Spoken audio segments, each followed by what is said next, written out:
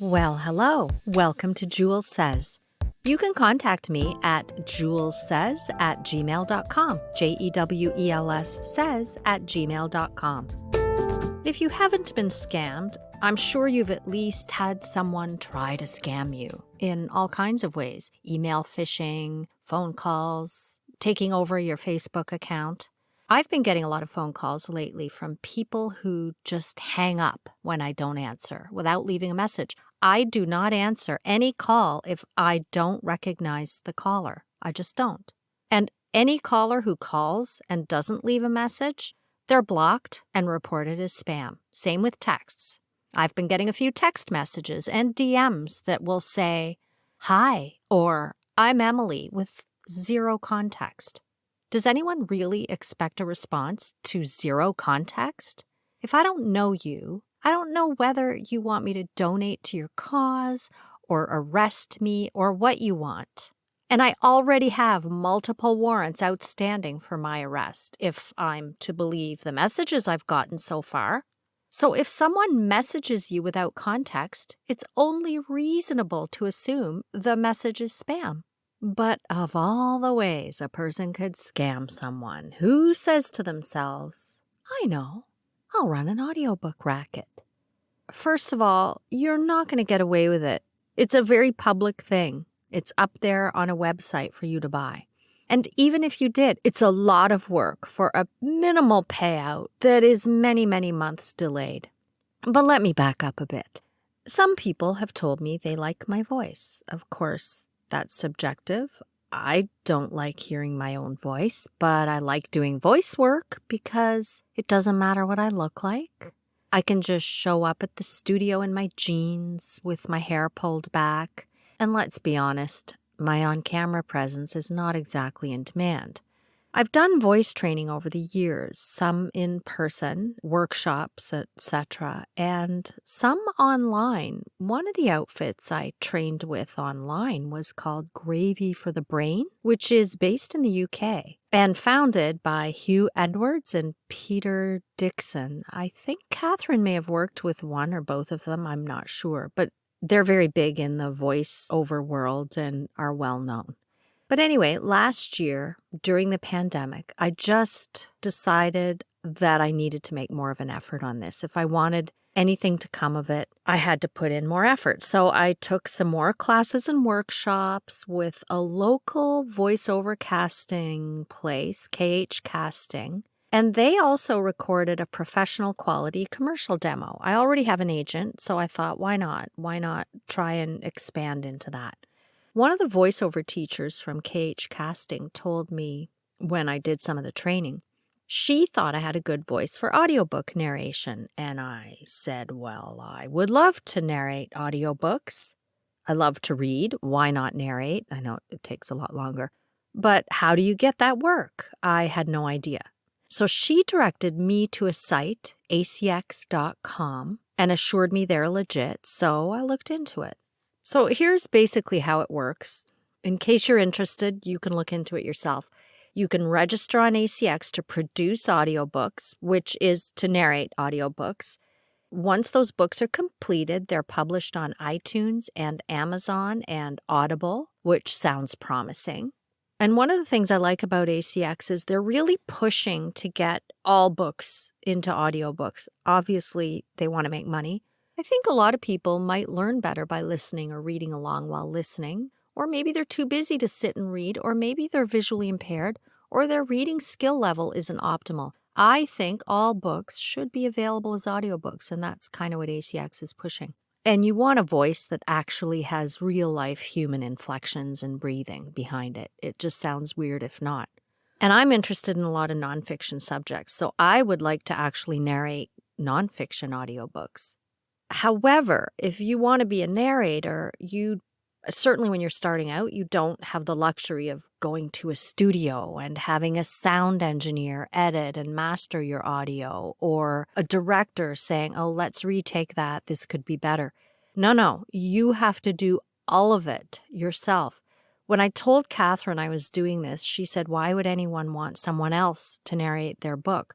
But I think it's fair to say that a lot of authors just don't want to and don't have the time and maybe don't have the voice to narrate a book. It's something they'd rather get someone else to do. But if you want to go through ACX and you're just starting out, you have to do all of it yourself. And it's just not cost effective to rent studio space for you to do these books. After all, if the authors or publishers had a huge budget, they would not be posting their books on ACX for narration. They would probably go through a casting process and maybe even cast multiple people to read multiple characters. When you're doing fiction, you have to read all the characters, and I think most authors want you to use a different voice for different characters. So I looked at this and I was, oh, God, no. I knew a little bit. I knew how to edit sound, but just a little bit. I had the free software, Audacity. As I read the requirements, it just looked so onerous. Of course, there are technical specifications to your files so that the sound quality is good. You have to have a certain noise floor, be within a certain range for RMS levels. You can't have clipping, and I'm a clippy talker. No distracting sounds. So I initially thought, oh God, no, this is not for me. I don't want to do all that. I just want to go into a studio. But then I saw a couple of Instagram posts from people who were apparently making some decent money doing audiobooks. So I decided I'd look at it again. And the learning curve was fairly significant. I watched a lot of YouTube videos with a lot of advice on how to do this and that. And I don't really like YouTube videos for this. I'd rather read. That's how I learn better and it's faster. But a lot of the advice, I think, is geared towards, or a lot of the mastering advice anyway, I got the impression that it was geared toward mastering a male voice. They would talk about EQ levels to improve brightness or resonance. And whenever I tried any of what they were suggesting, I just really couldn't hear a difference. I was eventually able to download and install some very helpful Audacity plugins. One of them was a lifesaver. It actually has ACX check so that you can just run it on your audio and it'll tell you if you are outside the range of what's acceptable for the ACX technical specifications. So I found that really useful. It took me a very long time to get myself to a point where I could edit and master with some degree of efficiency. Abe also bought me a better mic. I already had a mic. It's a Zoom H4n, which is great if you're not speaking directly into it. I bought that when I took a documentary filmmaking course. The one I had works via USB, but I found there was a lot of noise. If I wanted a decent quality recording, I had to record standalone. Then I had to download the audio files and manipulate them from there. You do need a reasonably decent mic. My home studio is my closet. I have a mat on the hardwood floor and a duvet clamped overhead to dampen the ceiling echo. I was thrilled to get my first offer to produce an audiobook. There are 3 ways you can be paid: a flat rate per finished hour, royalty share, which is a percentage of the profits, and per finished plus royalty share, which is a combination of the two. So my first book was a per finished hour book, and because I was still learning how to edit and master, I think I might have ended up making about $1 an hour. It still takes me, by the time I read the book, record, and the recording is never 100% smooth. As I record, I redo mistakes if I catch them in real time, but I don't always catch them. Then I have to listen, edit for pace, re-listen while reading the book to catch errors I missed when I was originally recording.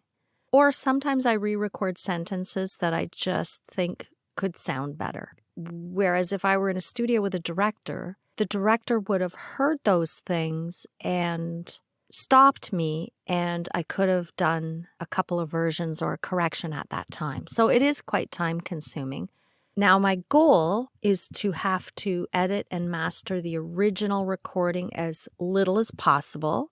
So all I do is run it through a declicker, which I don't bother doing for the podcast, and a limiter for clipping. And then I recheck the noise floor, RMS and peaks to make sure the files will pass ACX audio quality standards. Then I export as MP3, upload to ACX, blah, blah, blah, blah. All of this takes me, on average, between 8 and 10 hours of effort per finished hour of audiobook. They say on ACX that 6:1 is the standard ratio, but I'm definitely not there yet. Anyway, all of this learning certainly came in handy when Catherine invited me to contribute a bonus chapter to her audiobook, The Audacity. I was ready. I wrote it, recorded it, edited it, sent it to the publishing company, and maybe they have sound engineers who had to fix it up a bit afterwards, but they didn't send it back to me for any fixes. So having learned how to do all of this myself was a huge bonus. Plus, this was helpful for me to get non-audiobook voice work, which I prefer doing if I can get it. And of course, I wouldn't be able to do this podcast if I hadn't learned all of that stuff. So none of it was in vain. It was all valuable effort. And the ACX site is actually pretty decent overall. Unlike a lot of freelance voiceover sites, you don't have to pay a fee to submit auditions. You can just sign up and do it. And they have a process for you, the producer, narrator, to approve that you've been paid before an audiobook will be published. So if the rights holder doesn't pay you, their book won't get published. Now, it's possible that they may not approve it and pay you, and all of that work will still have been for nothing. But, that's a bit of a risk. And they pay you through PayPal, and all of that is quite seamless. It's actually a very good website. My audiobook genre so far seems to be teen novels, which of course they're not selling that well because let's be honest, the teens and preteens are on their screens all the time. But I think maybe an audiobook would be a nice change for them, maybe for a road trip or something soothing at bedtime. I used to read to my girls when they were young and was often surprised as they got older how comforting that was to them. It very often put me to sleep. I was exhausted. I have 2 series of teen novels. One is the Allura series, which is about smart, resourceful teen girls who time travel and use magic to change the world for the better. And the Hannah and Tamar series is about smart, kind, hardworking, upper middle class American sisters who solve mysteries, kind of like Nancy Drew. None of these books are scary or salacious, and I think young preteens might enjoy them or admire the girls who are the heroes of these stories. I tried to read Rosemary's Baby when I was about 9, and it scared the shit out of me for at least a year. At least. I can assure you these books are lovely and light. If you're interested in a promo code for a free Hannah and Tamar audiobook, just email me at julessays@gmail.com. Let me know if you want a UK or US promo code for a free copy of the audiobook. I also have promo codes for Germany and France, but the books are in English. Oh, and one book that's not part of a series, it's called Free as a Bird, about a little girl who's been orphaned. I don't have any Allura promo codes, but I could ask the author if he can send me some if you're interested, just letting you know. But Jules, what about the fraud? I'm sorry, that kind of went on for too long. I just wanted to give you the background of how ACX works. But what about the fraud? Okay, last summer, 2021, I was pretty busy narrating audiobooks. Of course, it still takes me longer than it should. Some of them were nonfiction, which I really like because I am interested in a lot of subjects. And I enjoy doing character voices, but it is extra time and effort. Sometimes a character will appear later on and I have to go back and go, what did that person sound like? And it is just easier to read with my own normal voice. One of the books I was narrating was about lectins, which I'm very interested in because lectins can cause or exacerbate inflammation in people with autoimmune disorders, which, if you've heard my last podcast, it was about celiac disease. Catherine, I'm sure you're well aware, has lupus. So 2 of my 3 daughters have autoimmune disorders, And this was a very short, informative book about foods that contain lectins and how to minimize the inflammation should you choose to eat those foods. For example, tomatoes are a nightshade, but the inflammatory effects are greatly diminished if the tomato is cooked in a sauce as opposed to eaten raw. Legumes are full of lectins, some more than others, but, and I didn't know this, soaking the legumes prior to cooking reduces the lectins.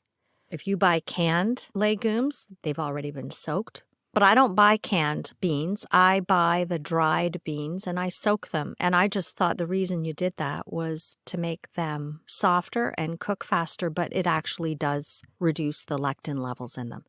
One of the problems with a lot of these low-budget or self-published books is that they often have not been properly copy-edited or proofread. That means I have to spend additional time editing the book so that it's readable. And not just necessarily punctuation. Punctuation is very important when you're reading aloud, and so is spelling or using the right words. And I don't want to read along and then have to stop and think, what the hell was that? And then have to redo it. It's one of the reasons I read the book fully before I sit down to record it. This lectin book was an absolute hot mess. There were passages in this book that I could not even decipher. I'm sure whoever wrote it wasn't completely fluent in the English language. And I get that, fine, but as a narrator, it's really not my job to have to edit the book. But if I'm going to narrate it and I already have it, and I can certainly edit it, I went down the path of trying to edit this book. But at one point, I contacted the rights holder through the ACX website, and I diplomatically asked what he meant by a couple of things, such as, you can generally attempt an end-style diet. What the hell is an end-style diet? With lectin-rich foods as your essential side effect causing suspect. Huh? One of the other things he talked about was minimal creature-formed wafers. What the fuck is a minimal creature-formed wafer? No idea. Anyway, I asked this guy multiple times. The rights holder did not respond, so I ended up canceling the contract. I'm sure it was a fraud anyway, but even though I canceled it, I had invested quite a bit of time trying to fix the text, and I recorded a 15-minute check. The rights holder has to approve a 15-minute check for pace and timing, etc., before you can proceed with recording the whole manuscript. That's their opportunity to cancel the contract if they change their mind about you. One of the other books I narrated was about parenting. I kind of liked this book, although I didn't agree with all of its content, but whatever, I'm just the narrator, not the author or editor. And that one, thankfully, was fairly short. It only took me about 12 hours of effort, but it was a royalty share deal, so I got zero money for it. And after it was live on Audible, I got an email from ACX telling me that there were fraudulent sales and the numbers would be adjusted accordingly. Fine. It had some good reviews, but when I went in and read the reviews, they didn't even make sense. It was as though the reviewers had not actually even listened to the book or read it. About a month later, I got another email telling me that it was being pulled due to copyright violation. Okay, I thought, what are the odds of that? I was busy working on other books, spending many of my summer days in the hot closet and then in my office editing. So I didn't give it much thought. I just thought, well, that's a fluke. I finished a long one, an academic book about the porn industry, which was quite fascinating, I must say. That one took me about 65 hours of effort, and it was another royalty share project.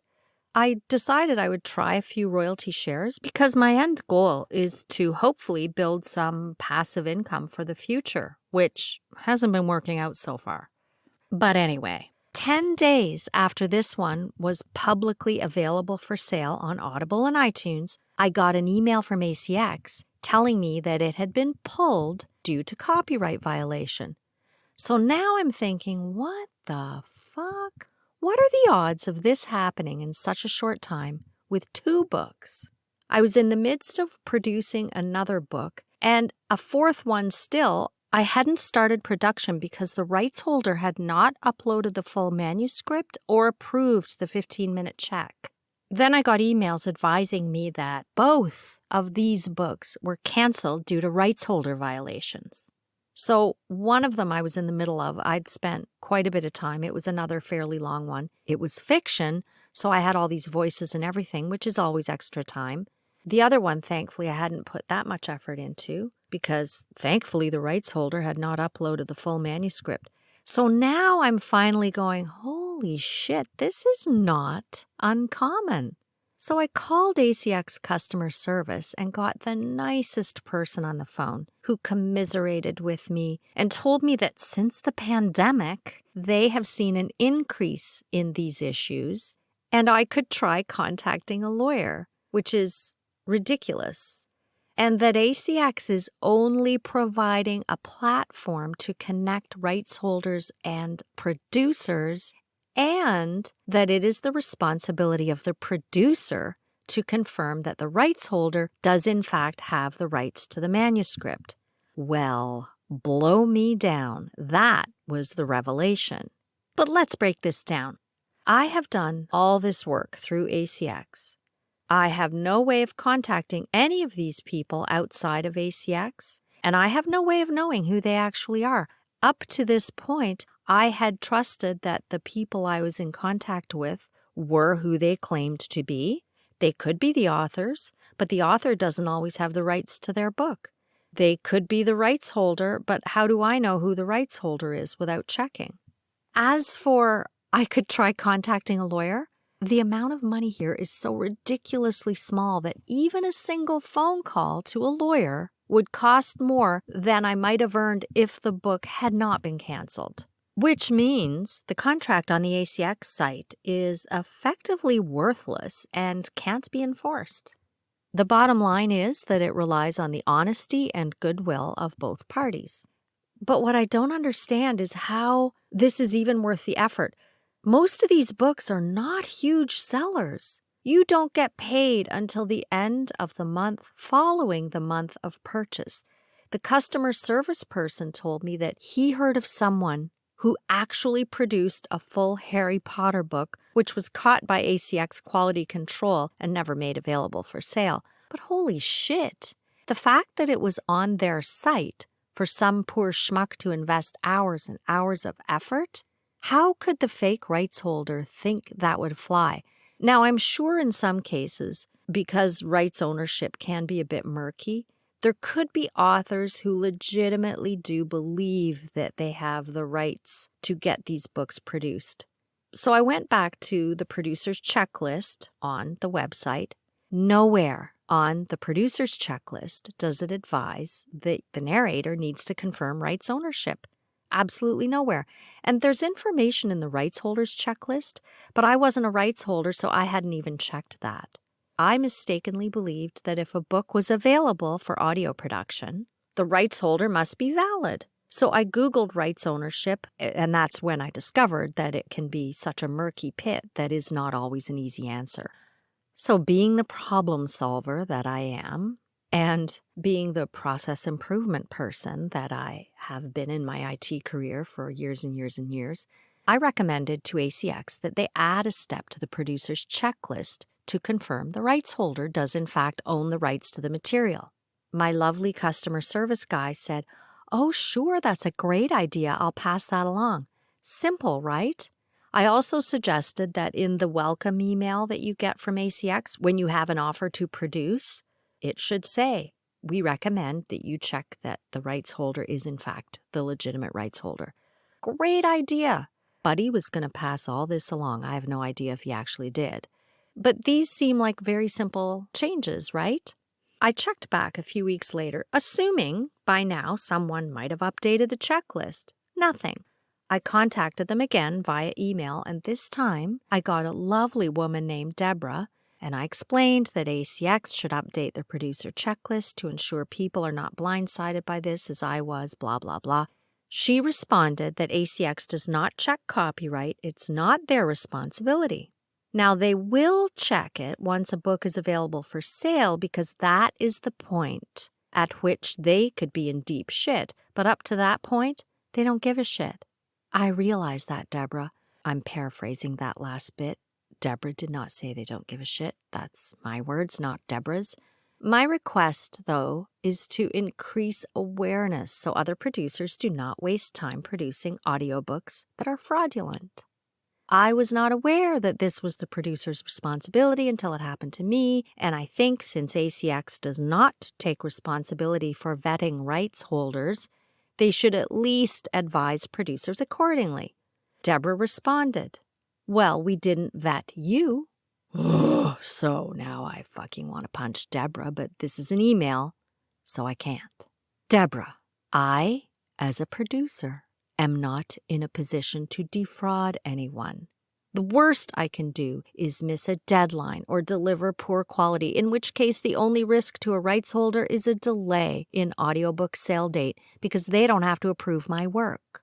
I am not asking ACX, an Amazon company with outsized financial resources, to change their vetting process. I'm simply asking for this to be added to the producer's checklist. Please understand that this does not affect me, because now I know better. I'm asking for future new producers so they don't waste half their summer in their closets recording fraudulent audiobooks. That exchange was the first week of October 2021. It is now the first week of February 2022, and my simple recommendation has not yet been implemented, and I'm sure it never will be. Now, I find this infuriating. If there's a simple solution to a problem, just do it. Just make the change and be done with it. So I thought, well, who are the rights holders of these books? I worked hard on that porn book, and it had been live for 10 days and had sold 15 copies before Audible halted it.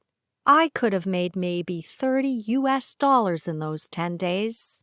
So I went to the author's website, and I went to where the book is for sale in print and got the contact information for the publisher. I took screenshots of all the information on ACX, the email messages, congratulations, this is live, all the publication, the artwork, looked up the publisher and the author, and emailed them both. I heard back from the publisher relatively quickly. John didn't believe me. I sent him the screenshots. A couple of months later, the evidence was completely obliterated from the ACX site, except I do still have the offer on file and all my correspondence with the author, and I did save screenshots of the evidence that the book had in fact been live and had sold some copies in 10 days. Now, I have no idea whether the rights holder was actually the author who just made an error thinking she had the rights, or whether it was some scam artist who posed as the rights holder. No idea. But all told, I have had 4 books canceled due to rights violations, 2 after they were available for sale, 1 as I was about 3/4 the way through, and 1 as I was waiting for the 15-minute approval. But now I know. Caveat scriptorium, narrator beware. Thank you for listening. Please share, rate, review, and if you have anything you'd like to share with me, please email me at julessays@gmail.com. And sign up for ACX if it's something that interests you. Just make sure you check the rights holder before you do the work.